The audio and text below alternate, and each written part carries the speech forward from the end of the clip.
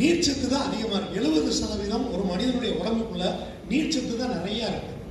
அந்த நீர்ச்சத்து ஏன் அவ்வளவு இருக்குன்னும் போது எல்லா இடங்கள்லையும் அதுதான் வந்து டிராவல் ஆகிக்கிட்டே இருக்கும். உடம்புல நீர்ச்சத்து குறையவே கூடாது.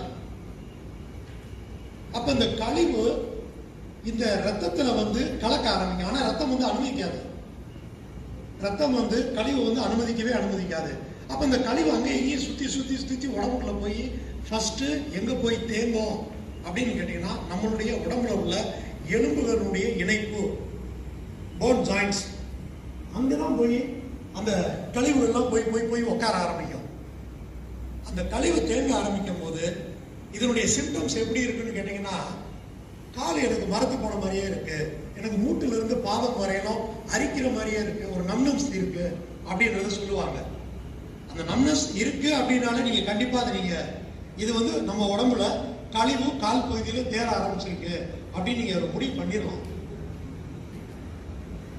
அதாவது கடல்ல வந்து நீங்க கவனிச்சிருப்பீங்க, ஒரு திமிங்கலமோ மீனோ ஒரு மனிதனோ கடல்ல இறந்தா எத்தனையோ கிலோமீட்டர் மைல்ல இறந்துருப்பான். ஆனா அந்த கடல் என்ன பண்ணும்னா அவனை அப்படியே தட்டி தட்டி தட்டி ஒதுக்கி ஒதுக்கி கொண்டு வந்து கரையில வந்து சேர்த்துரும். கழிவுல வந்து இந்த கடல் வந்து வச்சிருக்காது. அதே மாதிரிதான் மனிதனுடைய உடம்பு. கழிவு வந்து ஒரு மனிதனுடைய உடம்புல வெளியாகிறதுக்கு கடவுள் வெவ்வேறு பாதை அமைச்சிருக்காரு.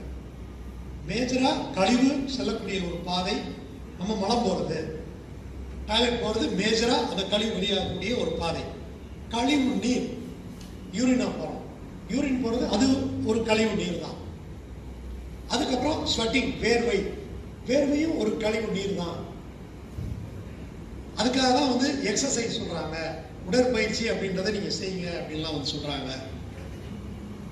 ஸ்வெட்டிங் நிறைய வேர்வையாகும். அதாவது நம்மளுடைய தோல், நம்மளுடைய உடம்புல உள்ள ஸ்கின் தோலை வந்து 3ஆம் சிறுநீரகம் அப்படின்னு சொல்லுவாங்க.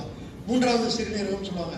என்னங்க தோலை போய் சிறுநீரகம் சொல்றாங்க அப்படின்னா, நீங்க கொஞ்சம் வாக் பண்ணி பாருங்க, இல்ல கடுமையா உடல் உழைப்பு வேலை செஞ்சு பாருங்களேன், வேர்வை வருது இல்லையா, அதுவும் கிட்டத்தட்ட சிறுநீர் மாதிரி தான். அது உடம்புல இருந்து வெளியேறக்கூடிய அந்த வேர்வை வந்து லேசா நாக்கில் பட்டா உங்களுக்கு தெரியும், உப்பு கரிச்சு போயிருக்கும், அது டாக்ஸின் தான். அது அதே மாதிரி காதுல உங்களுக்கு லேசா அரிக்கிற மாதிரி இருந்தா பட்ஸ் வச்சு நீங்க கிளீன் பண்ணுவீங்க, அதுவும் டாக்ஸின். ஸோ இந்த மாதிரி அதே மாதிரி சளி, லங்ஸ்ல தேங்கக்கூடிய சளி அதுவும் டாக்ஸின் தான்.